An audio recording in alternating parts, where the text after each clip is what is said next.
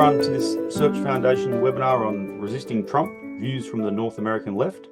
I acknowledge that we meet here in Australia on the land of Aboriginal and Torres Strait Islander First Nation peoples and offer sincere welcome and respect to both elders, both past and present. This land was taken without consent, without compensation and without treaty. This always was and always will be Aboriginal land. Our format today is very straightforward. Over the 90 minutes we have available, we'll hear first from Dr. Jim Stanford and then from Bhaskar Sunkara, followed by some conversation between them and a Q&A, and then we'll wrap up at 12:30 Sydney time. You can use the Q&A function to submit questions. At the moment the chat is closed, but use the Q&A, it does the same job.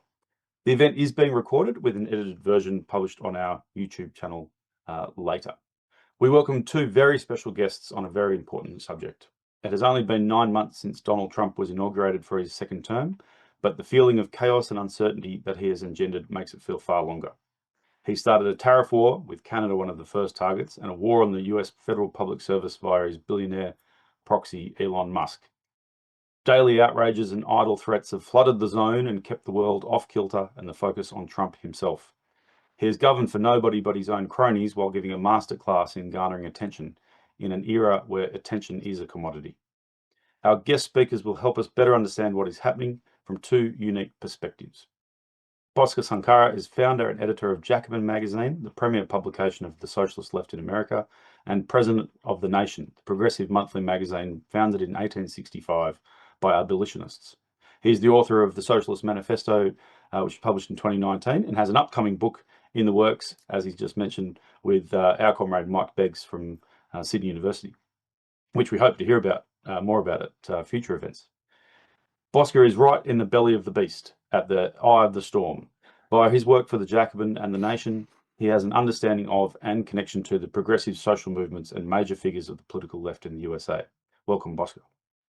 First up is Dr. Jim Stanford, economist and educator. He's the founder of the Progressive Economics Forum and director of the Centre for Future Work. First, the Australian version, which many of us know him from, and now its namesake in Canada.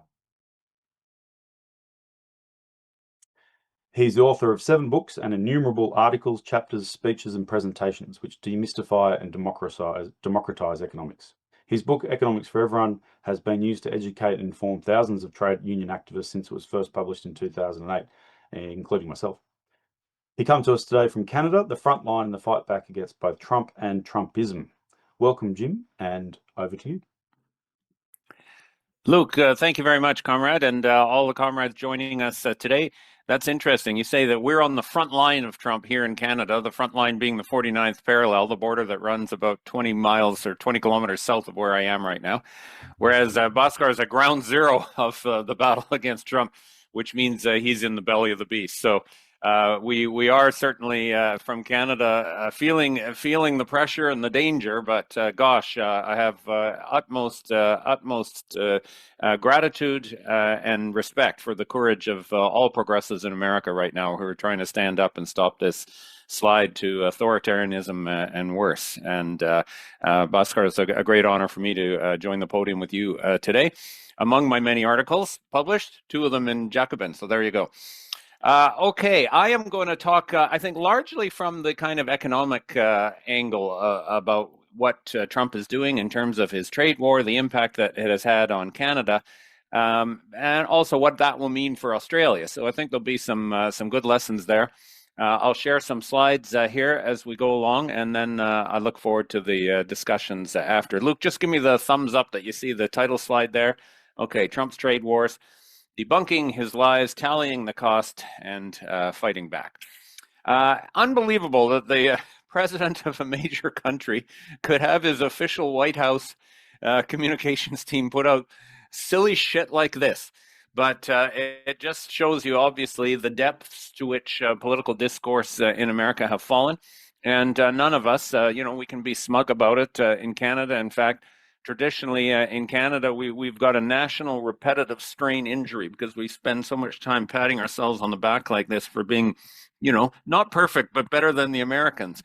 But we're not insulated because these trends, these lessons, of course, these strategies that authoritarian right-wing forces are using are spreading over borders. In fact, they make sure they do. They talk to each other. They share notes. They have a game plan. They share money. So we're facing very, very similar pressures from scary places here in Canada, and I know the same is true in Australia as well. So what does it mean? How do we fight back? And again, I'll be speaking more from the economics and the trade policy end of it, but obvious implications there for political strategy, including building a resistance movement. So very simply, Luke, I'll run through three broad sections here. I'll challenge just the lies at the core of Trump's trade war. Secondly, review how that trade war has impacted on Canada and how Canada is responding and what we need to learn from it. And then third, draw some lessons for Australia. Australia is in many ways similar to Canada. My time that I spent in Australia was almost like a natural compare and contrast exercise that you sometimes get in the first year of a university class. Compare and contrast two things, because there's so much similar, of course, between Canada and Australia, the geography, extremes of climate, yours hot, ours cold, resource dependence, colonial history, etc., but also differences. But in this case, there's both similarities and differences that our experience fighting against Trump will inform yours. So first of all, in terms of Trump's lies, on the trade policy front, he's claimed that the U.S. trade deficit destroys good U.S. jobs. And this has been part of his political pitch to disaffected working class people that has helped him get elected both times. Secondly, that deficit is the result of unfair practices from other countries. What a victimization story we hear from Donald Trump all the time about poor America, bullied and abused by the rest of the world. Which is laughable if it wasn't working in terms of internal politics. Third, he has claimed that those deficits constitute a subsidy to other countries. In Canada's case, he just throws out numbers like a game show host. Oh, wait, he is a game show host, right? No wonder he sounds like one. $100 billion subsidy, $200 billion subsidy, $300 billion subsidies. These numbers are all mythology. And it's not a subsidy anyway, as I'll explain. Fourth, he claims that trade deficit is an emergency that justifies his use of these unusual powers to set tariffs and do other things in America under grounds, guise of it being an emergency. And this is why he's careful to always use terms like emergency or national security, because as you know, American democracy erodes, and the checks and balances that should restrict a president's actions disappear.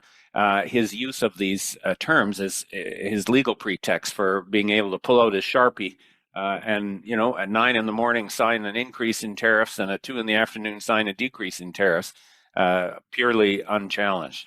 Finally, his claim that his tariff, because they will level the playing field and offset those unfair practices, will lead to fairer, more balanced trade and, quote unquote, bring jobs home to the U.S. These are all lies. They're all false. None of them have an empirical or scientific basis at all. The U.S. trade deficit is not new. It is not large by historic standards, and it is certainly not an emergency. It's more a sign of power in the global capitalist system than a sign of victimization. Secondly, the U.S. trade deficit is the result and is allowed to continue because of ongoing mass capital inflows to the United States from other countries. Every year, there's trillions of dollars of capital that flow into the U.S.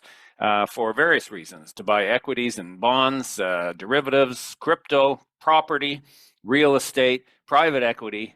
These days, shares in incredibly overvalued chip makers like NVIDIA that now account for a shockingly large share. NVIDIA alone, about 6% of the value of all the stock markets in the world put together in that one company. We've never seen an era of corporate wealth concentration like we're seeing right now. And everyone in the world, anyone with money, wants a piece of that. So this money flows in all the time from rich people, from investment funds, from central banks, governments, commercial banks from around the world. And that is what gives America, not Americans, but the American economic system, the purchasing power to continue to buy more from the rest of the world than they sell to the rest of the world, or in other words, to consume more than they produce. And in that regard, it's America that has its hands out. Again, I stress America, not Americans. America has its hands out to receive these ongoing flows from the rest of the world.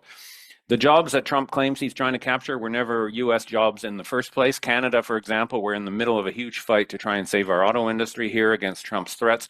We've been making cars for as long as America's been making cars. Those are not American jobs. And this lie that jobs disappeared and flowed elsewhere is nonsense. It's American corporations that decided where to put their capital and where to hire people.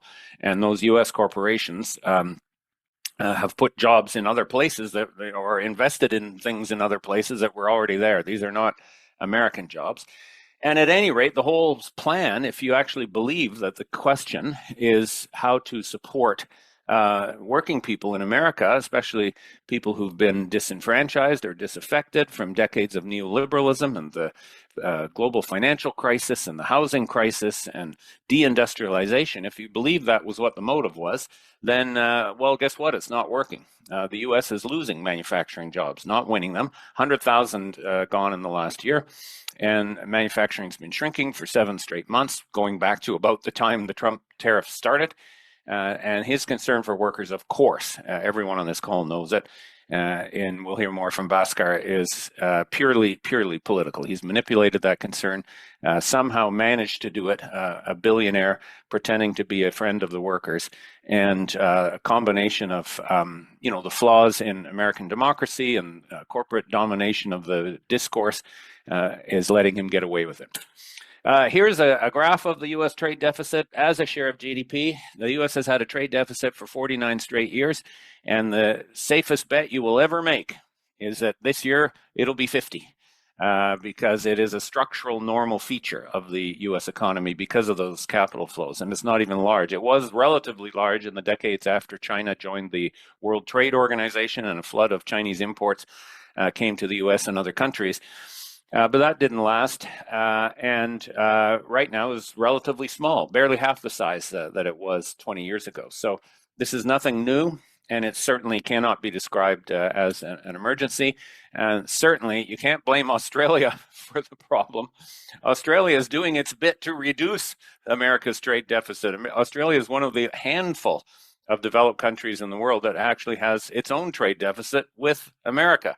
Worth $34 billion in 2024. That's US dollars, of course.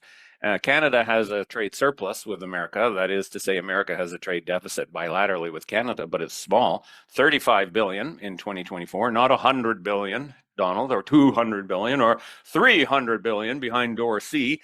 And that's small in the grand scheme of things. America's trade deficits have been concentrated with the traditionally lower wage producing platforms where U.S. companies have put their production facilities in order to import back cheaper goods to the United States. So China, Mexico, and now Vietnam having the largest trade deficits. And again, that's not a consequence of unfair action by those countries. It's a consequence of profit-seeking behavior by companies, mainly U.S. companies.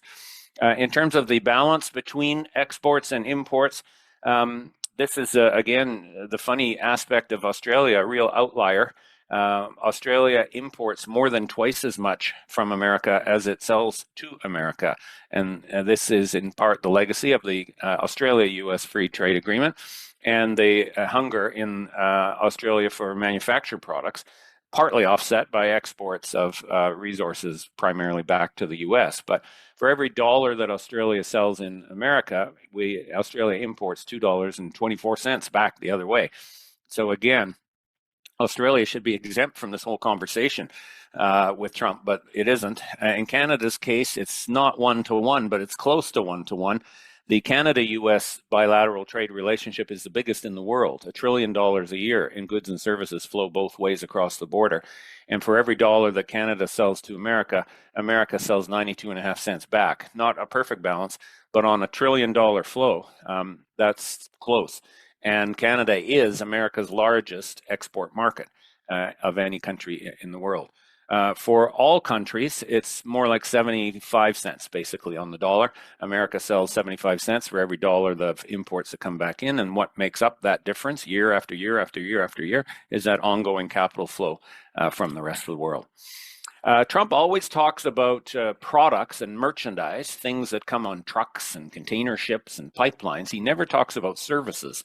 And the reason is because the American companies have got a lock on the most lucrative services trade going. Services is the fastest growing part of world trade. And American banks and business consultants and financial firms and, of course, digital and technology firms have dominant, in some cases, near monopoly positions over services trade. So the U.S. has an aggregate surplus, a big one in services trade, and the second biggest of all is with Canada, $35 billion in 2024. The biggest is with Ireland, but that's a bullshit number. Because the Irish number reflects tax evasion by multinational companies that have set up subsidiaries in Ireland to take advantage of the low Irish tax rate that's lower than other European Union countries.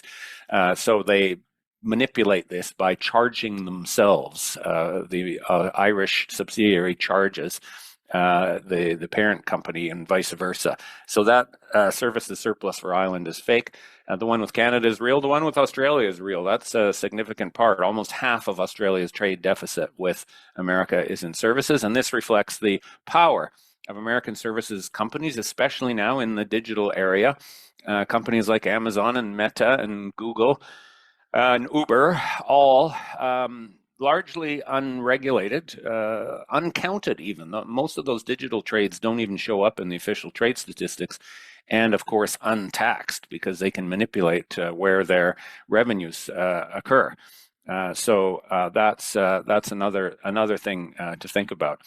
Perhaps the low point in the insanity of Trump's whole tirade was the Liberation Day tariffs that he announced back in April, with this whole set of charts, scientific-looking charts, where he explained a very specific, frighteningly specific tariff rate applied to each country under guise of national emergency. This is where the national emergency rhetoric had to come from. And it was frankly bizarre. And even, very few economists support what Trump is doing, but even conservative ones were just shaking their head at this absolute insanity. He had this amazing formula that Trump himself approved to explain what the tariff rate was going to be on each specific country. So this shows you what the tariff change should be. And it's a function of the difference between bilateral imports and exports. That's the X and M in the numerator of this equation. As a proportion of the overall import flow, that's the M now in the denominator, plus these two mysterious parameters in the denominator. The two mysterious parameters, the epsilon is something that measures the purported extent to which tariff changes flow through into final consumer prices, and they scientifically ascribed the number 4 to that parameter. The other parameter, the phi, is in theory how elastic consumer spending will be to a change in the price of the imported good, and they ascribed a magic number 0.25 to that parameter. Well, friends, I have a PhD in economics. I can do the math in my head here. 4 times 0.25 is 1. And if you put 1 as a multiplicative factor in the denominator or the numerator of any fraction, it disappears. It has no impact whatsoever. So those two scientific-looking parameters were there purely for decoration. And then the whole thing is divided by 2. Divided by 2. Why? They asked Trump, why are you dividing it by 2 in this formula? And Trump says, because we're nice. He literally said, because we're nice, which, of course, the rest of the world did a giant facepalm at that one. So he approved this formula. The formula applied a magic, very territory-specific tariff rate to every jurisdiction in the world, including uninhabited islands. The uninhabited islands near Antarctica got their own tariff, or countries that have an internet domain. There's some sort of bespoke internet domain countries. So somebody in the White House obviously just went through and Googled every internet domain and called it a country and gave it a tariff, which is astounding. Here's a good one for Australia, because you have a trade deficit with America. You have a trade deficit. Take this formula and apply it to them. this very formula would give you a 28% tariff on all U.S. imports into Australia using Trump's own language. So I beg Albo to please, in his meeting with Trump, whenever it occurs, okay, pull out that formula and say, does this look familiar, Donald? Here's the math. You owe us 28% on every dollar you sell in Australia. So it's madness, but it's not madness because it's, of course, a carefully calibrated political strategy by Trump to win support and consolidate authority and justify the erosion of democracy in America. And that's the part that is not a joke. Our experience in Canada is kind of deja vu all over again. Canada has long faced threats to sovereignty from the United States. In fact, there was a great 19th century doctrine called manifest destiny that American expansionists promoted for a few decades, which said that it was basically God-given right for America to take over all of North America, including expropriating lands from Mexico, which they did, and challenging for territory from Canada. And right in his inauguration speech, he mentioned manifest destiny and started talking about Canada becoming the 51st state. And at first people said, oh, he's just blustering, but he kept saying it. Then he started applying the same sort of logic to other places in the world like Panama, Greenland, Gaza.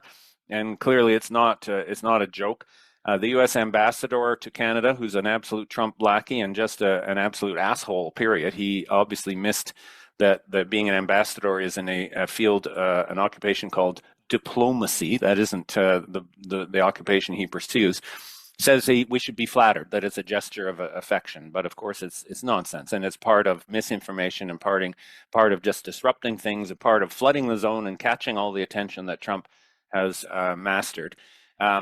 The irony, this is a similarity with Australia. Trump talking this way completely changed the trajectory of the Canadian federal election that happened in May of this year.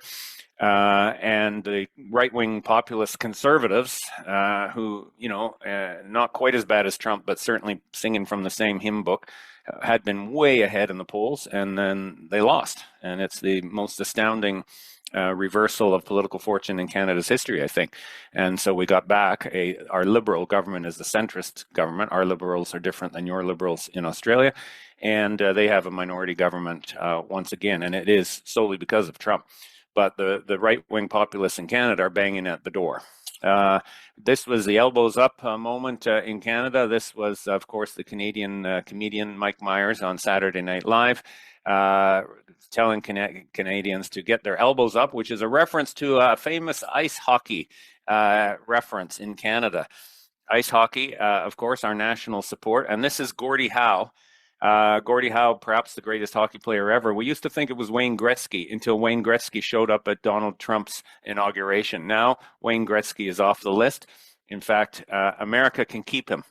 But Gordie Howe, we're still damn proud of, and he was one tough cookie. He'd get up his elbows up in the corners, and this is what is the slogan for a kind of a resistance sentiment. Now, it's a very diffuse resistance sentiment in Canada, and how long this kind of passion will last is anybody's guess. We need to know that we're moving in the right direction, not just kind of spouting rhetoric.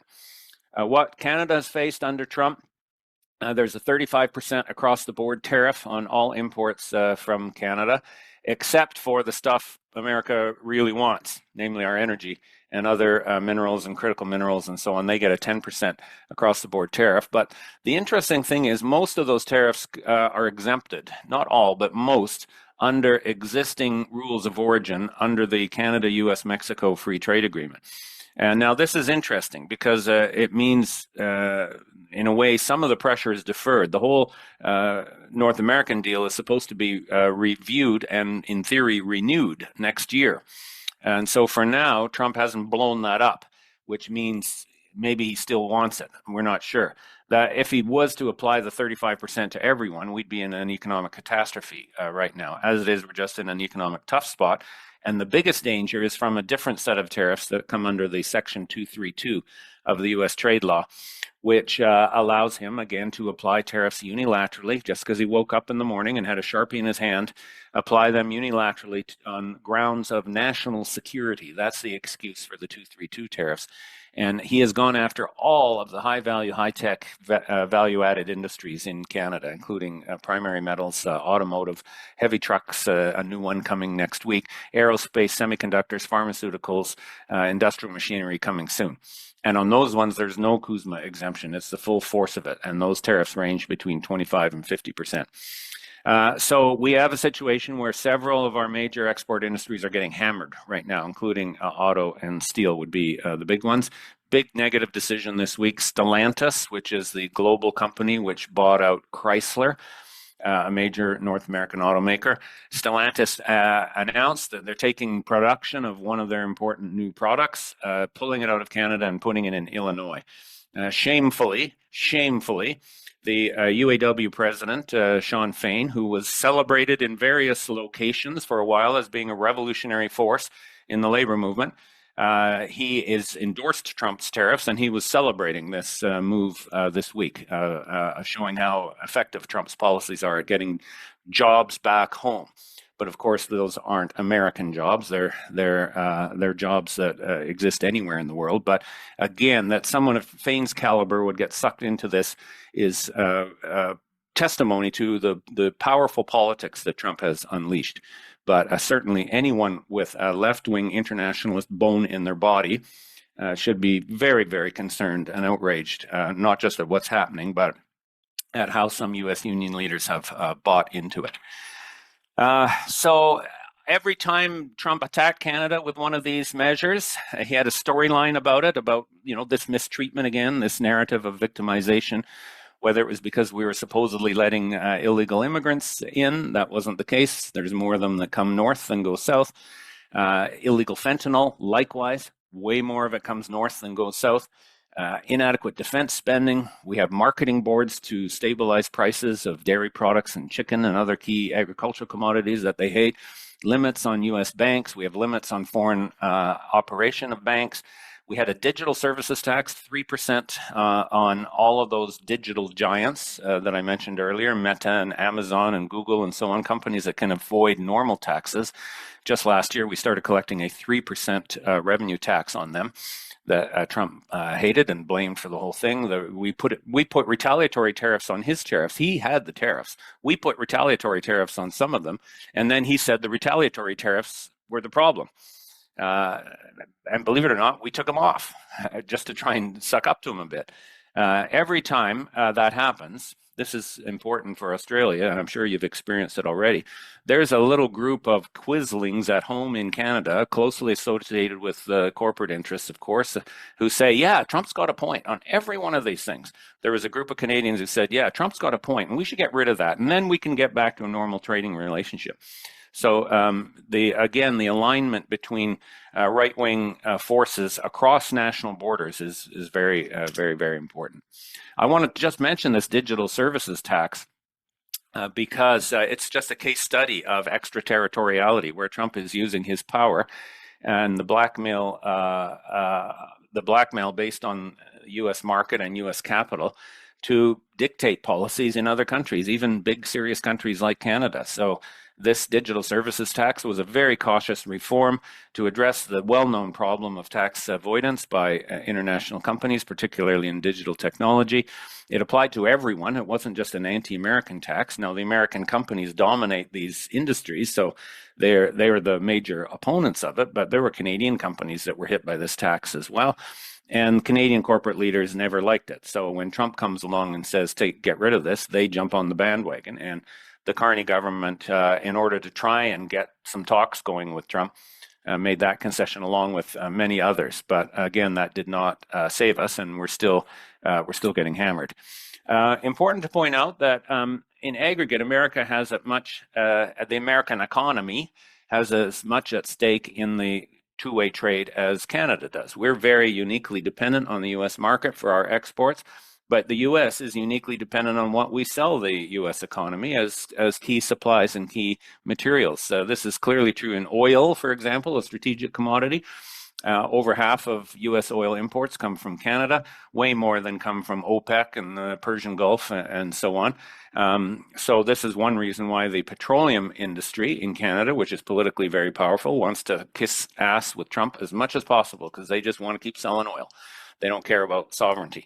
But it isn't just oil. There's all kinds of other basic industrial supplies and raw materials and critical minerals and agricultural commodities and parts, other things that show up not on the shelves at Costco with a made in Canada sticker on them, like a bottle of maple syrup. They actually are purchased by American businesses for their own production process. And this is where Canada, even as 1/10 the size of America, actually has some leverage. In aggregate, the Americans get as much out of this two-way flow as we do. But proportionately, of course, in Canada, it's bigger. But we do have some leverage if we were willing to use it. China has shown how they can use leverage to back Trump off of things. They're the only country that's done it. But if others did it, particularly if they did it collectively, imagine if you had the Europeans and the East Asians and Canada and Mexico all standing up to Trump rather than, trying to appease him on a one-on-one basis, we'd have a chance. And this is why American manufacturing is shrinking, not growing. American manufacturing jobs are disappearing, not being created. 22 of 50 states, according to Moody's analysis this week, are already in recession.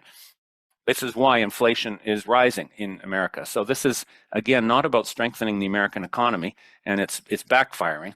And taking advantage, not taking advantage of it, but recognizing, acknowledging the pain that's happening in America would give other countries more leverage to deal with them. Meanwhile, Trump shoots himself in the foot by making stuff that U.S. businesses need more expensive. That's the main reason why U.S. manufacturing is shrinking. And the vast majority of U.S. corporate leaders acknowledge that the Trump tariffs have hurt their business, not helped it. He's shot himself in the other foot as well, both feet at the same time, because Canada is America's biggest export market, and he's damaging Canada's economy. Right now, we're in a bit of an impasse. There's huge corporate pressure on the Carney government to appease Trump, to try and preserve whatever profit-making opportunities there are, and to double down on more exports of fossil fuel. They're arguing that if we had more pipelines that could sell oil to other countries, not just the United States, we could survive Trump. It's all nonsense. We're suffering significant pain, but we're not in a recession yet. America might go into a recession before we do, and America's lost far more manufacturing jobs than Canada has. On the other hand, we have a huge problem, a huge challenge on the left in Canada to try and get our act together and organize a joint pressure back at Trump and at our own government to push back and balance what they're hearing from the corporate side in order to protect the industries that we have, invest in a stronger domestic economy, including non-traded industries, including public services. One good thing about public services, they are not traded. They're produced here in Canada by Canadians and used by Canadians, and they're one step removed from Trump. So we should be doing more of those, not less. But the corporate power is going to be aimed at more austerity. Now, this is the big structural challenge that we're facing. This shows since the initial free trade agreement with the United States a generation ago, where the key interest of America was access to Canadian energy and other raw materials, Canada had been advancing as an industrial value-added economy through most of the post-war era on the strength of proactive industrial policies and strategies, very similar to the trajectory in Australia. That all changed around the turn of the century, and particularly with the big investments in bitumen, that's oil sands exports, and natural gas and other raw materials. We've gone from having 20% of our exports being primary products to 50% being primary products, 20% to 50% in just that quarter century. Now, Australia, of course, is even worse. In Australia, it's more like 70%. So Australia has always had a more severe form of deindustrialization during this whole globalization period. Canada had been able to protect some of its, value-added industries, but that has been challenged already. And with Trump targeting all of our major industries, it's a huge risk. Finally, Luke, thanks for your patience. Let me wrap up with just a couple of lessons for Australia. Interesting fun fact here. Australia is a long ways away from America, and there are times in history when that's a good thing. Okay, Mexico has a proverb that says, "Poor Mexico, so far from God and so close to America." And we have a proverb in Canada that says, "When you're in bed with an elephant, it's always the mouse that gets squished." So both ways true, but in Australia's case, the the distance, but also the history and the nature of Australia's trade flows, you're relatively protected from Trump's tariffs in the sense that your exports to America are quite small. Now, that in a way is testament to the failure of this free trade agenda. It was always advertised that we did free trade with America, we'd get all kinds of sales opportunities there. That hasn't panned out. But on the other hand, it means your exports to America could get basically cut off, and you hardly would notice because of all of the trade diversity that you have. So that's a good thing in your hand right now. Of course, you hear the same arguments that we've heard, that a small country can't push back. And I think that we need to think carefully about that and challenge that assumption. The U.S. reliance on intermediate imports of raw materials and parts and industrial supplies and so on is important, including even from Australia. And also, Australia's got a market, a significant market and a lucrative market. And American companies want a piece of that. So being willing to make access to Australian resources, Australian supply chains, Australian markets, conditional on some kind of fairness and reciprocity in the trade relationship, I think gives Australia some leverage as well. As well as having Albo pull out that formula that I showed you, that will give you some leverage when he sits down with Trump. But of course, we'd be much better off, we all understand this, if somehow there was a unified global response to what's going on. Being nice won't protect you. Starmer from Britain was the first one to fly over and kiss ass with Trump, hoping that would protect them, but they've got the same tariffs as everyone else. The Europeans, great disappointment, have got more strength and independent capacity, yet they have been trying to appease Trump. Our guy Carney has been trying to appease Trump despite his rhetoric about elbows up. The Chinese are the only ones who didn't. And they said, we'll cut off your critical mineral supplies. And that backed Trump off for a while. But now Trump's entering another period of enhanced rhetoric with China. And Chinese are not going to appease him. He's going to lose on that one as well. In Australia's case, obviously maintaining diversified economic ties with the rest of the world, including China and Asia, very important. So you need to keep doing that. We've got a moment now to rethink the whole premise of free trade, neoliberal globalization. It has not worked. It didn't work in America, and that's one of the reasons Trump got elected. And it's not working in the rest of the world. So trade is important, but we have to have a very different vision of how to conduct trade. And all the work that progressive Australians have been doing through Search and AFTANET and the others, this is the moment for that. But we're all scared by what's happening. We're going to hear from Bhaskar now. The erosion of U.S. democracy, the risk of outright authoritarianism, and what that means not just for Americans but for world peace and stability. We're all, none of us are safe, no matter how far away Australia may be, and that's where we need an international progressive response that can be as united as it possibly can to fighting Trump and fighting those in each country, including Canada and Australia, who are aligned with Trump and want him to win. So thank you very much. I really look forward to the next presentation and to the discussion. Thank you all. It's incredible. Great. Jim. Thanks so much. Yeah. Thanks so much, Jim. It was great to hear from you. Jim actually wrote in the midst of all the inflation writing maybe 3-4 years ago, when every week there was a contending piece on inflation. I think Jim wrote the very best, most enlightening piece for me, at least, that we published in Jacobin. That must have been beginning of 2022. Okay, so this is obviously a dangerous moment in the United States. And I do think it's very significant that the president of the United States is an authoritarian who has no respect for democracy and who wants to use the power of the state to both boost his own personal power and attack the rights of ordinary citizens, particularly the most vulnerable parts of our population. But I also think it's important that we properly analyze the extent of his current power, his social base, and not give in to self-defeating rhetoric. Trump is a master of using the media to shock his enemies. You see it with how immigration enforcement is being deployed in the U.S., not necessarily deporting more people than were deported under Obama, for instance, but just doing so in such a dramatic, shocking way. And you see it with I think even more dangerously, the indictment of liberal politicians like Tish James, even some of his opponents like the rather odious, Bolton was just indicted as well.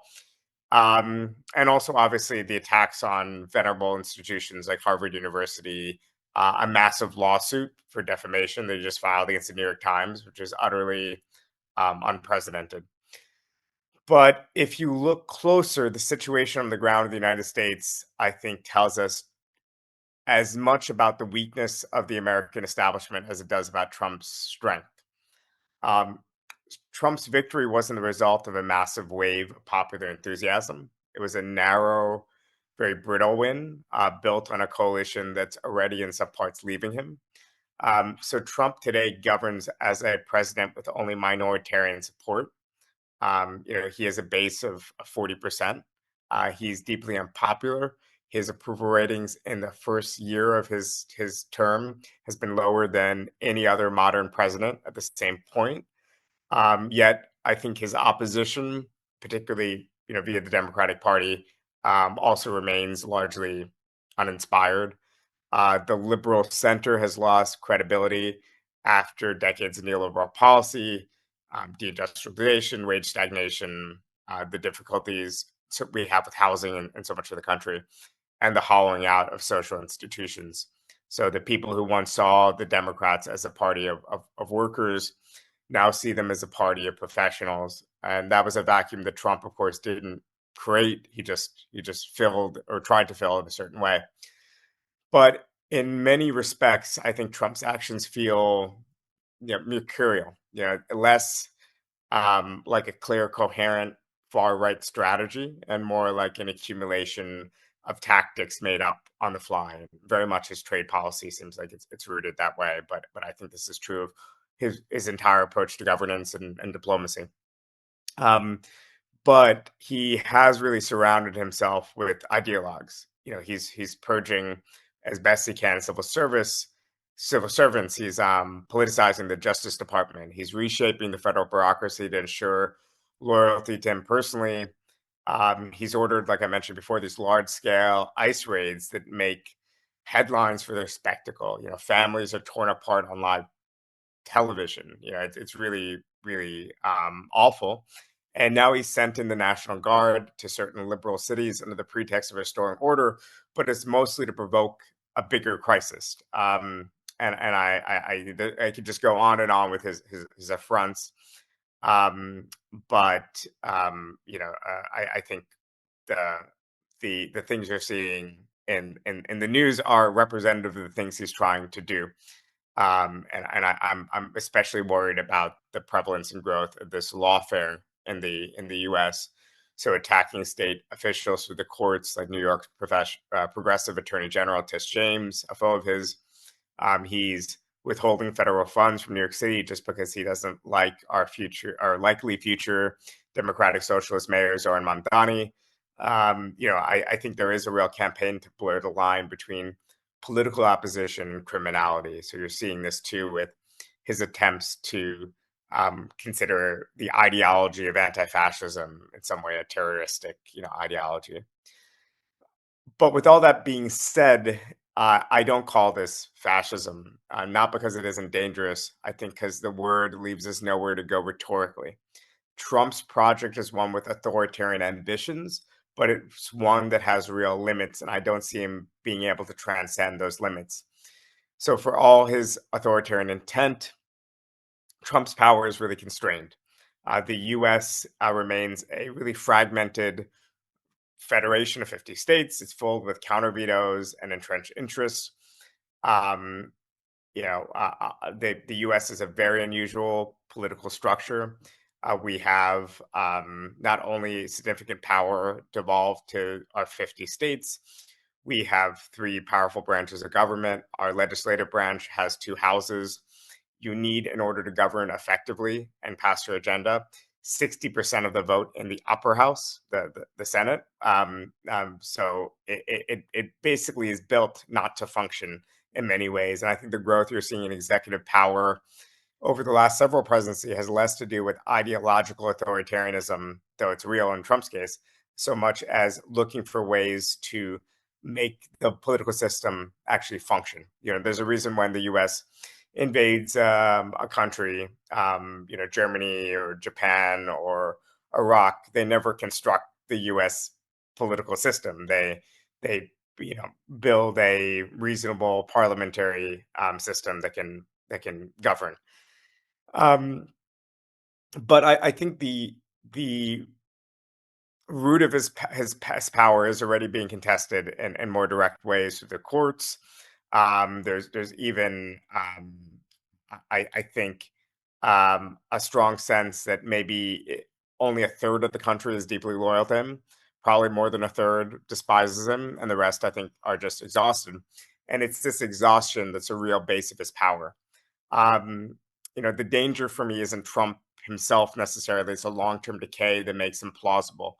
40 years of economic insecurity, institutional hollowing, and the loss in confidence in collective solutions to social problems. So I want to just touch briefly on what I think is happening within the American right. Um, Over the past 2 decades, we've watched the collapse of the old American center right, which really was just about the only right that we had in a visible way. Obviously, we had lots of far right lunacy, especially in the 90s. The far right was probably more armed and more dangerous in the 90s with our militia movement, with everything, including the Oklahoma City bombing. But the mainstream right was really a business friendly conservatism that had been forced to accept democratic norms in many ways recently. America was a country with segregation up until the 1960s, but the right after that, was forced to accept democratic norms. But what's replaced it is really a far right populism that dresses up hierarchy in the language of revolt.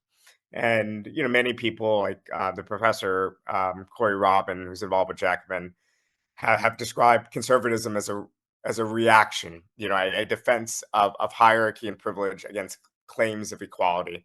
And I think that very much remains true. And what's changed is really institutional. The old center right has been superseded by the far right, and it has not only tolerated extremism, it's really been absorbed by it. The old Bush and Romney faction is gone, and whatever of the old center right gatekeepers still exist, they basically capitulated to Trump. The few exceptions that I can see in the American Congress is a libertarian like Rand Paul, who at least is highlighting the extreme and bizarre nature of the extrajudicial killings that Trump is overseeing in the Caribbean Sea. Of alleged narco traffickers. And for all we know, they are narco traffickers, but this is blatantly illegal and a very dangerous president. Probably the most unusual thing from a democratic standpoint that the administration has done. So Trumpism, I think, fuses together three different elements. The first, you could say, is a continuity in class politics. And this was very much what his first term was about, which was a much more normal term. It's tax cuts for the rich, a tax on unions, deregulation. The second is a personalistic sort of authoritarianism, politics organized around the charisma of one man. The third is that symbolic appropriation of the worker. The forgotten man is invoked endlessly by the right now, but it's not as a collective actor with economic demands, but as a cultural symbol in the battle against cosmopolitan elites. So I think it is relevant that as large parts of the left and center left have stopped talking about the subject of the worker, the right across the world, especially the populist right, has appropriated that language. Only for them, the worker is a imagined or real, like xenophobic pensioner who used to be a shopkeeper, or it's a farmer, owner, operator, rather than a manual worker. They have a particular vision of the left behind worker. But I do think the Trump first term was substantively a conventional Republican presidency with a nationalistic gloss. And his second term has been more openly authoritarianism.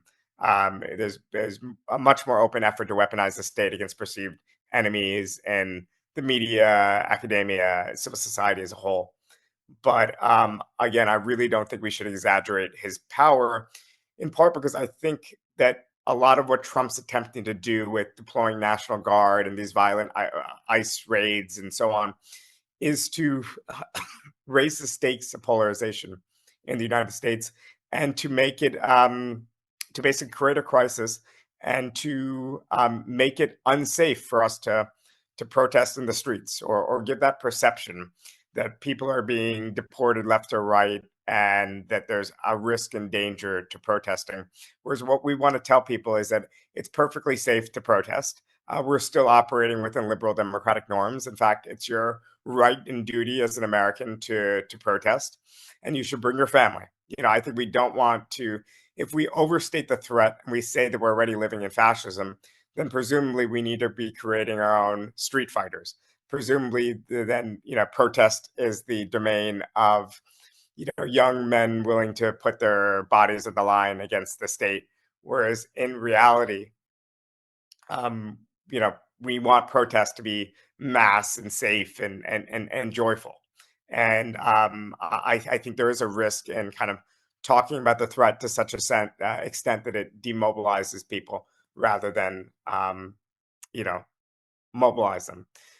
The last thing I'll say, the last few things are, Trumpism and its European analogs, and I imagine the right to some extent that's growing, the populist right in places like Australia and Canada, feed on three main conditions. So the first is deindustrialization and the geographic concentration of opportunity. So the collapse of stable, more unionized employment, tore up the foundations of working class life, particularly in certain communities that were hit hard by deindustrialization. And I think increasingly the right stepped in to name losers and blame outsiders for problems. The second one is an institutional decay. And I know many people are familiar with Robert Putnam's Bowling Alone, but I think a lot of this applies at the political level, not just in our social lives. So unions, local party machines, non-evangelical churches, civic associations, these were organizations that once structured belonging, and they've withered. And instead, you have politics as a spectator activity that's mediated by screens, with identities set at increasingly national levels rather than by direct local participation. And I think it is important to not excessively blame the center left for the reemergence of a right that's always been around, but the center left really promised and delivered on some degree of competence in managing capitalism, but without its old language and practice of solidarity. So, I don't need to rehash the history, but after attempting and failing to kind of bar its way out of the crisis of the 1970s, social democracy and its counterparts in the Americas eventually responded to the charge that social democracy itself and the power of workers was at the root of that economic crisis by essentially agreeing. So on its own terms, I think this center left and the Democratic Party in the US did manage to accomplish their social goal of maintaining the welfare state through ex post redistribution, while accepting or even enacting neoliberal policies to restore profitability. So they did so at a tremendous political cost, and I think the result was a vacuum in which the right offered moral certainty and belonging, and now also a subject, being a worker of some type. And the center offered kind of spreadsheets and nothing but being the subject of being consumer, who now gets more cheap goods. And of course, I don't even mean that completely derisively. Of course, we're all both producers and consumers at different parts in our lives. But I think there is something that was lost in the sort of old producerist rhetoric that sustained the center left from the 1860s until the 1990s, essentially. So at the Center for Working Class Politics, an American think tank associated with Jacobin, we tried to map some of the changes in American workers empirically. So over the last couple of years, we've surveyed thousands of working class voters, especially in industrial regions that once made up an important part of the Democratic Party heartland. And I'll wrap up by just saying a few things about our findings. One, I think we've been finding that these workers remain economically progressive. They support higher wages, industrial policy, and public investment. They're open to forms of redistribution, but they're especially keen on pre-distributive demands like job rights, full employment, layoff protections. We even polled them on if a company has over 500 employees, should they have to consult with workers through various forms of co-determination before conducting mass layoffs. And that's widely popular even among Republicans. This is the United States of America. We don't have a tradition of co-determination in any way. They're also not uniformly conservative on social questions. Many are conflicted or indifferent, not ideologues, but generally they've shifted left on key issues, including immigration, in the past 15 years. It's worth noting they've shifted left less quickly than the other groups have shifted to the left. But on immigration, for instance, I think the standard line you get from your median American worker is that they believe that there should be a stronger border, but ultimately they're for legal pathways for immigration and they're not for the separation of families or anything like that. And that's been our experience in practice running left populist campaigns in places like Nebraska, where Dan Osborne was attacked strongly for his stance on immigration, which was a relatively liberal stance. And, he had to run an ad in which he clarified, and he said, I support Trump's plan to harden the border. This is before the election. But he could not tolerate the idea of deporting hardworking people who have been in the country or separating mothers from their children. And he would get applause in deeply pro-MAGA crowds in Nebraska on that line. And if that's a rhetoric that works in a place like Nebraska, obviously we could go way to the left in other parts of the country. But I think it just shows that there's not a uniform xenophobic climate in the United States. I haven't looked at a lot of comparative polling, but I would guess, at least in the European context, that your median American voter is more progressive than voters in almost any European country, except for maybe Spain and a few outliers. But I think in general, I'll wrap up by just a few takeaways that we had, positive takeaways about how we rebuild a majoritarian left to challenge Trump. One, obviously, it should go without saying, we lead with material offers. Voters obviously respond to promises that touch their real lives, raising wages through sectoral bargaining and strong unions, making industrial policy, tangible, really jobs they can see. Biden actually did quite a good job in many ways with the rudiments of industrial policy and growing manufacturing work, but he was unable to communicate those successes to people. And emphasizing in general pre-distribution, shaping markets so inequality doesn't occur upstream, even though we obviously also need a lot of redistribution in order to really solve our social problems. Most importantly, choosing messengers who sound rooted. In our polling, candidates from working class occupations like teachers, nurses, and mechanics outperformed those from professional backgrounds like lawyers. They even outperformed those that you would stereotypically think would be very attractive candidates like veterans or police officers or things like that. So I think credibility travels really through occupation and through a sense of being rooted, not rhetoric. And you're seeing that with the success of certain candidates like Dan Osborne in Nebraska or Graham Plattner in Maine. Third, I think the populist frame is still the way we break through. The people versus the profiteers who jack up prices, outsource jobs, and buyer politics. Populism of any type works when it identifies concrete antagonists, not vague systems. So, for example, when we talk about democracy, I don't think we should talk too much, though sometimes it's necessary, about defending democracy in the abstract. We have to remember that democracy was not only an end in itself, it was a means for working people. In the great struggles to create and expand the workers' movement, democracy was a tool in which, in many countries, workers won suffrage.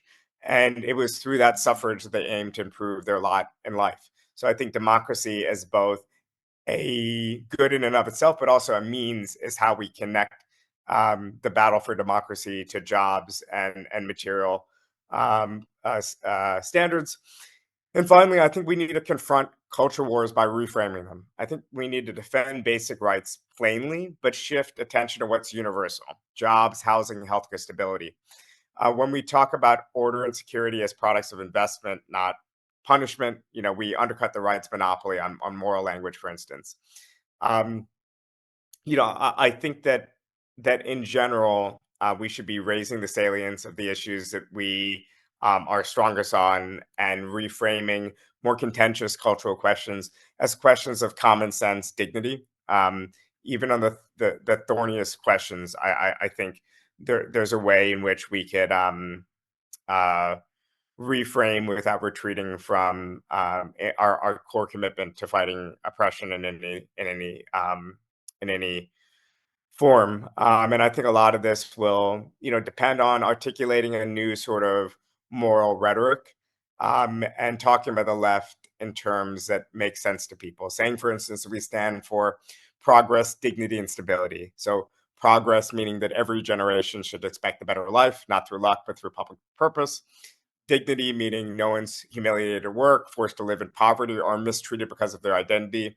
And stability meaning that we want a life that's predictable enough to plan for people. We want people to feel like our program is a way for them to get a home, a family, a future, and resist sort of the market's colonization of our life, or the instability of mass layoffs and things like that.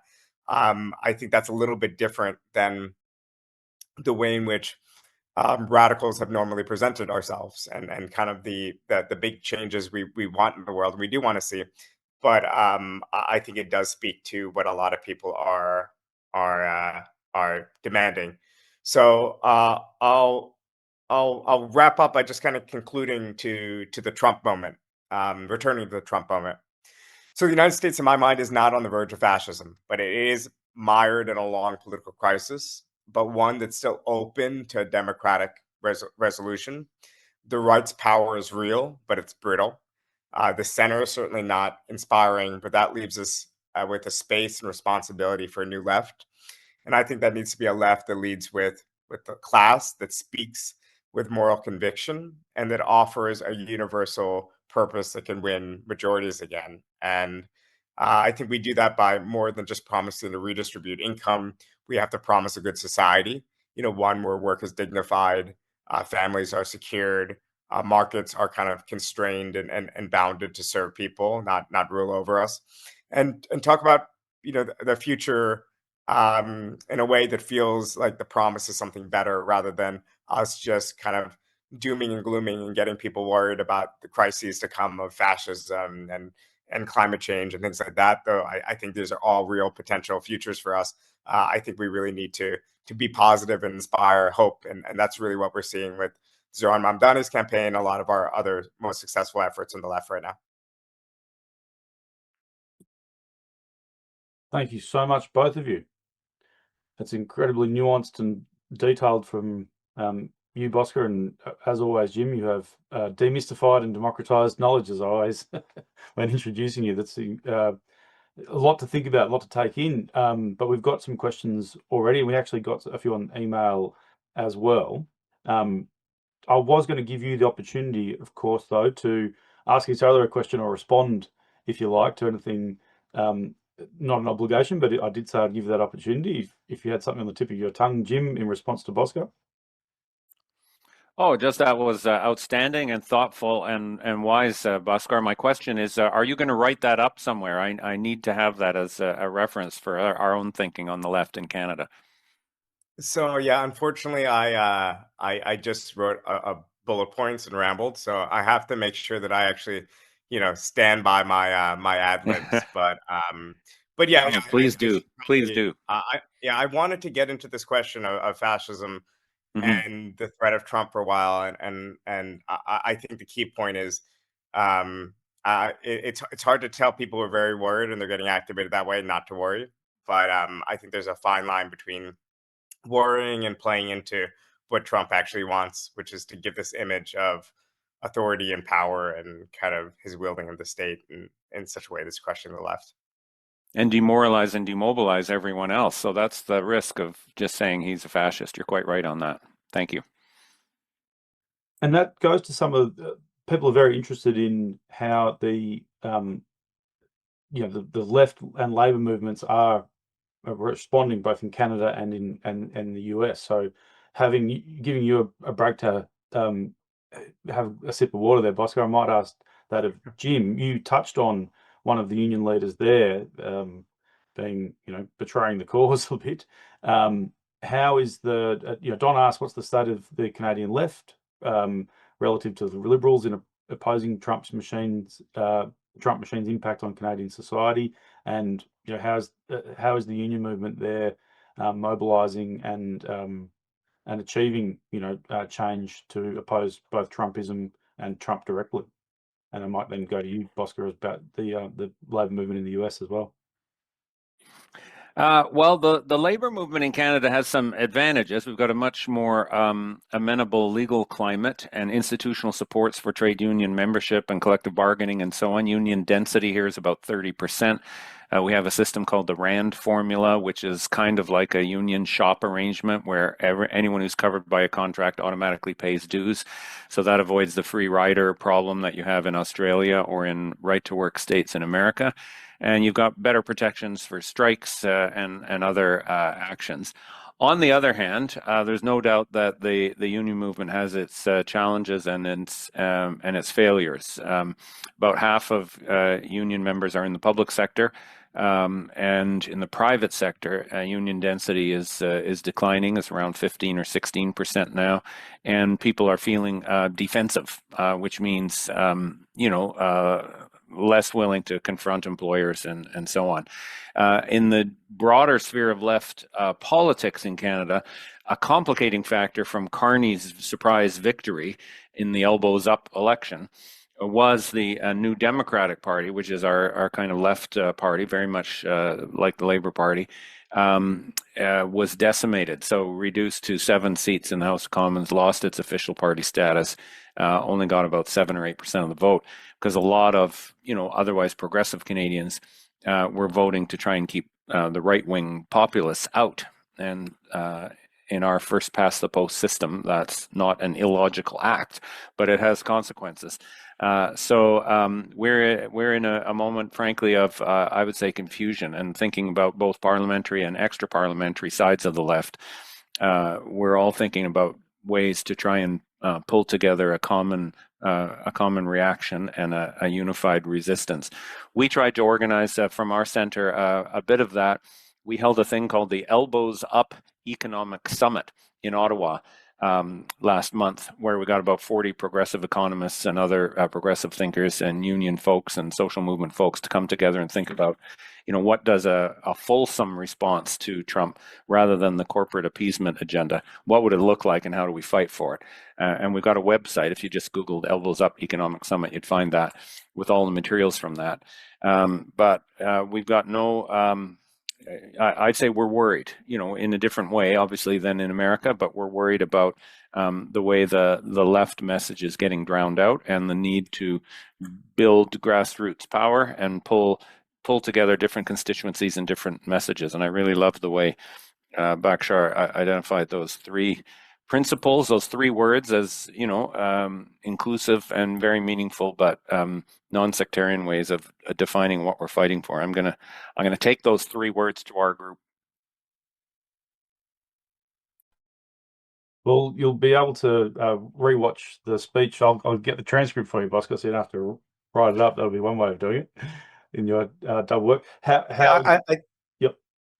I was going to say on the labor point, I think the only point that I disagree with Jim somewhat was on the Sean Fain question. That I do think the context that's worth noting is Fain's one of our few socialist trade union leaders. He's very much of the left. His staff is all left. He's been extremely useful to supporting left-wing projects in the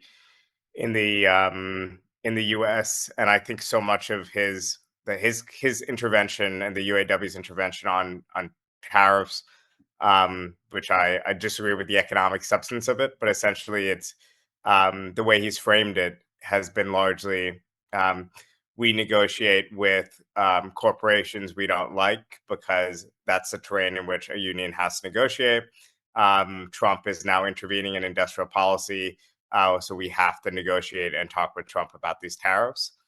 These tariffs are not how we would design it, but it's the thing we have on offer, so we have to work with them on this moment, and kind of try to shape the outcome. Which again, I don't agree with the economics behind what or think that Trump's tariffs can actually can morph into something better.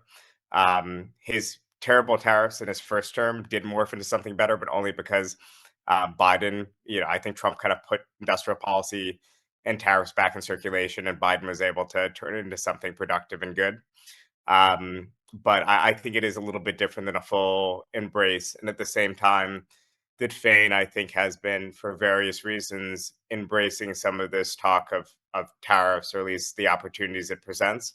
He's also been continuing his call for unions in the United States to time up the expiration of their contracts to 2028, to launch a general strike in the US in 2028.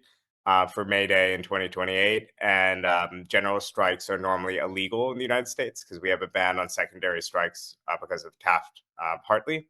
But this would be a legal way to have a general strike, which is, again, very radical. It's very much tied to a left-wing project.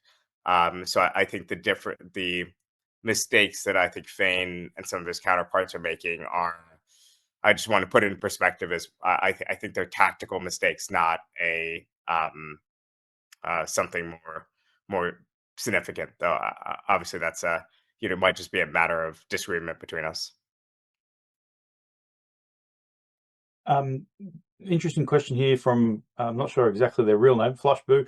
It's about the capacity of the various branches of the left, the anarchist, anti-capitalist, socialist, mutual aid groups, some of those larger structural left lobby groups. I imagine, we've had now for many years those Avars and, big online progressive groups to collaborate and build resistance in the US. And there's a related question from David Pink about arrest or persecution of labor movement organizers or rank and file, and I suppose that goes to those kind of socialists as well. We obviously, like you've mentioned, the ICE raids are well publicized. We're hearing about the designation of Antifa being a domestic terrorist organization, and that gives us a great cause for concern. Is that how are they going in terms of uniting and building capacity, and are they under direct attack, as the perception is? Yeah, I think that it is safe to organize still in the United States, for the vast majority of people. I think where you have seen targeted efforts to deport people or revoke visas has really been with student activists and people on student visas participating in Palestine protests. And again, even in that point, the numbers aren't massive, but it's enough that it sets an example and makes people worried about participating in political life while they're here on student or work visas or anything other than as permanent residents or as citizens. But I think it would be a mistake to overstate how much is happening and encourage doing. I think we should be encouraging permanent residents and others to take part in protests. So there hasn't been any sort of direct arrests or crackdown on activists beyond the norm. There, I think, has been attempts to demonize and suppress certain parts of civil society. But I think overall, I think it's kind of obvious from my talk that the United States is still in the spectrum of a liberal democracy. We started off maybe more libertarian than most countries, and we're drifting in a bad direction. But I think we have a ways to go before we're even at the level of, Viktor Orban's Hungary, much less kind of a fascist state. And as for the left in the United States, DSA has around 80,000 members. New York City DSA is particularly large.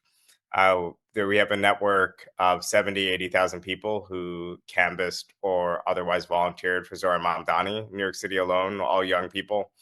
So the far left in the United States is essentially DSA. That organization is a big tent, so it has all the different parts of the American left. We're definitely growing again, but we're also in a country of 330 million people.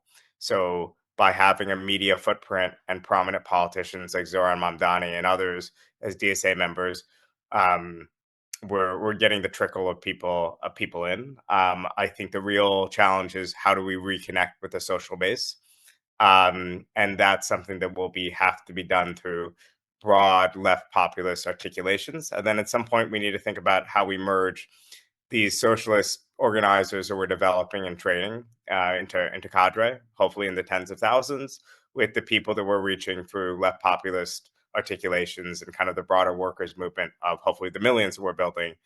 And at one point, we need kind of a theory and discussion of merger. And often, I think the left doesn't separate the two. And by doing so, we actually allied this question of merger. So hopefully that answers the question and it wasn't too abstract. That was brilliant. I should note we've got the author of Populism Now on the webinar, David McKnight. Everyone should get a copy of Populism Now.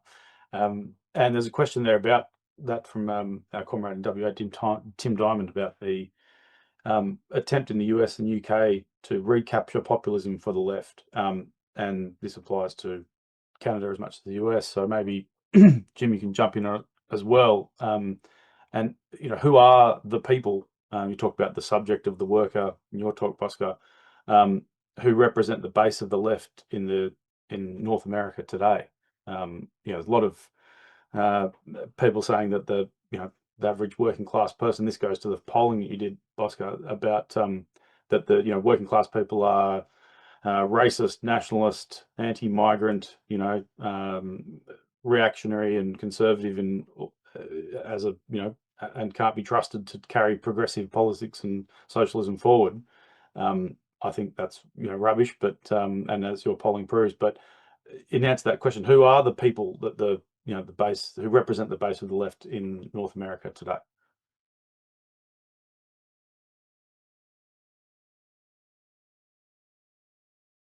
Jim, do you want to jump in? Yeah, I'll try.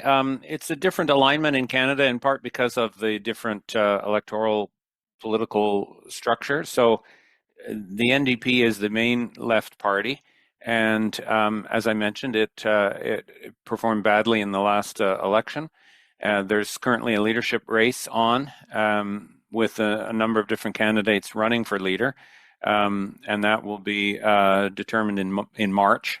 And so you'll see a little bit of building through those leadership campaigns because the different candidates are trying to sign people up for the party to vote for them as leader.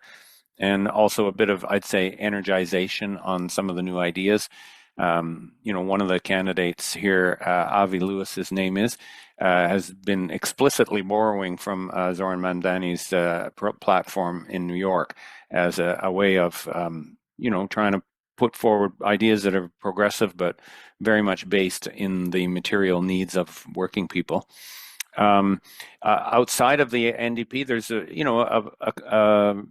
rainbow coalition. It's not a coalition. There's a rainbow of different social movement campaigns around various issues, including obviously climate, migrant rights, inequality, and so on. But one of the frustrations I feel, and I think many others, is the challenge of trying to bring that together into a more coherent and unified force rather than a issue-specific one.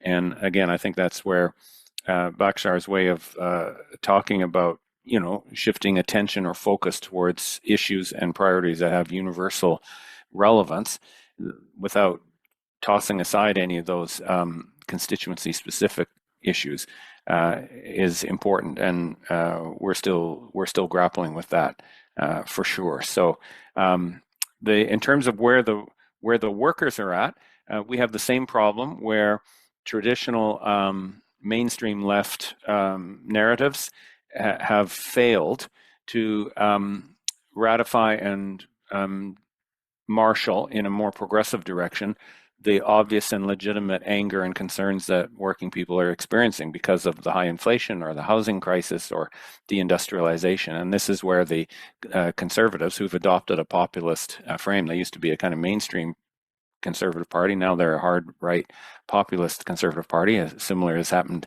in Australia and America. They have captured more support from working class people with their rhetoric around, including the culture wars, obviously, attacks on woke issues and universities and so on, but also just a different way of challenging on material issues. The reason the cost of living is too high for workers is not because of the boss and their exploitation, it's because of governments and taxes. And they have been making progress in working class communities with that type of frame. So we have a big challenge to reconnect with workers, and I think this is a central theme in the NDP's leadership race. Everyone acknowledges this, so that's at least acknowledging the problem is the first step towards the solution. Yeah, the only thing I would add is that when I talk about populism, I'm really thinking about still some sort of classic subject of the worker, but I'm thinking about a certain articulation that says everything is hollowed out. There's actually no slow path to rebuilding a workers' party at the neighborhood level right now, or through unions slowly. So instead, we're actually just using the tools of mass communication. We're using charismatic politicians and leaders. And then we're going to, from those electoral campaigns and from that mass communication, hopefully rebuild the infrastructure that could then exist in reality at the grassroots. So if you could imagine the Zohar Mamdani volunteers, these 70, 80,000 people, being turned into a mobilization network to help him carry out his agenda, not through a classic membership organization, but through a email, text alert. There's this rally, there's this political education, there's this thing. I think that's the first step, though. In the abstract, I'm still a extraordinarily orthodox socialist, and I wish that we still had precinct captains, and every single apartment building had a local party representative, and whatever. That would be my ideal. The question is how we get from here to there, and I think it really requires this sort of rhetoric and form of mobilization. To that, and recognizing we've only got 6 minutes to go, the first question I received was from a comrade many of people online know, Kathy Block, about, of course, we can't let you get away without answering a question about Bernie and AOC. So there's a question there from John Wishart. What are the chances that Trump forces will completely rig or disrupt the midterm Congress elections in 2026, which goes to what you've been talking about, the nature of his authoritarianism versus being outright fascism. But yes, if you could touch on, relating to what you've just said about charismatic and politicians and messages that have authenticity, do you see, out of those midterms and out of the work that maybe you can just touch on some of the grassroots or the organising that has happened via those two obviously most prominent leaders? Yeah, I think in the House you're going to see a decent result for Democrats. Bernie Sanders, in particular, is supporting Graham Plattner in Maine, and has supported Osborne in Nebraska. I think he's doing this because he has a good sense that we need to at least not be killed in semi-rural and rural districts. One, because obviously we're, as socialists, we need to organize people everywhere, no matter where they live. But beyond that, given the structure of U.S. Politics and the way in which the Senate map works, if even decent Democrats like Sherrod Brown in Ohio are getting wiped out in this current environment, then there's a problem. And I think that my pathway to get the Democrats back to 60 in the Senate involves basically at least 3-4 independents in states like Nebraska or even Ohio running outside the Democratic brand, like Bernie has, because in many cases, just attaching the word Democrat to your name makes, in certain states, especially these swing states, makes your agenda a lot less appealing. So, uh, in short, for 2006, the House, which was the truly Democratic, sorry, 2026, that the House, which is truly the Democratic body, will swing towards the Democrats, which will further limit Trump's ability to carry out his agenda. But the Senate math looks horrible in the long term, in the next 10 plus years for Democrats, because again, the goal isn't get to 50 or 51 in order to really govern. You need to get to 60. It's truly a dysfunctional system. We need a constitutional convention at some point. But I recommend, actually, the liberal journalist Ezra Klein wrote a book, Why We're So Polarized, or Why We're Polarized, something like that, that gets into a lot of these structural constraints of U.S. democracy and kind of why it doesn't work. Well, we exported the secret ballot, the Australian ballot, to you guys, so maybe you can pick up on compulsory preferential proportional representation from us as well. We have to defend that institution here. I want to thank you both so much for making the time to do this presentation and this talk for Search members and supporters all the way from North America. It's been fascinating. There's so much more to talk about and think about. I always say that if we didn't get to your question today, you can always send it to me via email and I'll pass it on to our comrades. And so, the conversation can continue, but you can also find Jim and Bhaskar on Twitter and, via other public facing ways of interacting.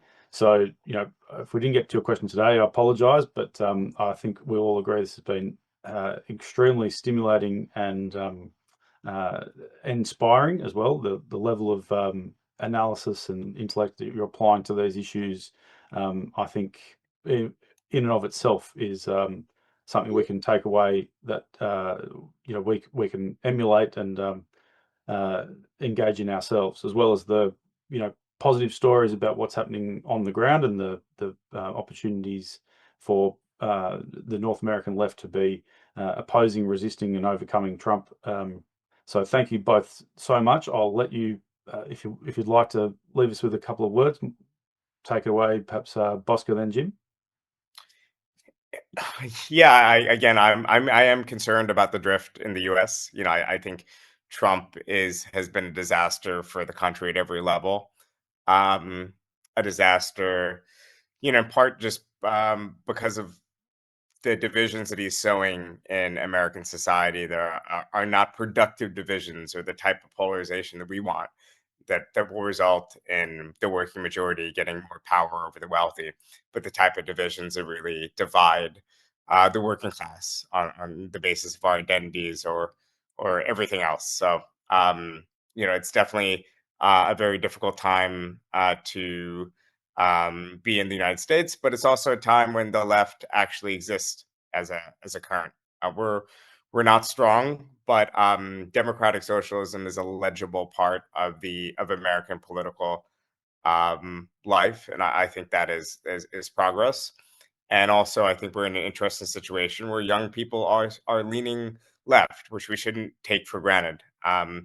We see in certain other countries in many years that the youth vote has actually swung to the right. So I think there's plenty of opportunities for us to organize and fight. And I think we both need some of the urgency of fighting Trump by seeing the threat of Trump, but also kind of have the patience to know that rebuilding our ties in working class communities is something that won't be done in one election cycle. It's really going to be something we'll have to figure out how to do over the horizon of 10, 20 years. And I think the challenge of left-wing politics are combining this kind of urgent fury that we need to feel with this patient approach. Thanks, Luke and Search Foundation. I always love to reconnect, and you guys play such an important role as a non-sectarian democratic left thinking and organizing force. So thank you for continuing to do that. And thank you, Bhaskar. I'm actually somewhat encouraged by your remarks that Trump is not as strong as we sometimes think he is, and to think about the very creative thinking and narrative building and organizing going on. We'll see millions of people tomorrow at the No Kings rallies across America, and know that we're there with you in spirit 100%. So thank you and your comrades for what you're doing in America, and we'll try to do our bit up here north of the 49th. Thank you, everyone. Thank you. And I should mention you are both, of course, welcome to come to Australia, and we'll be very happy to host both of you for in-person events as well. So thank you so much for what you've done, and solidarity from down under.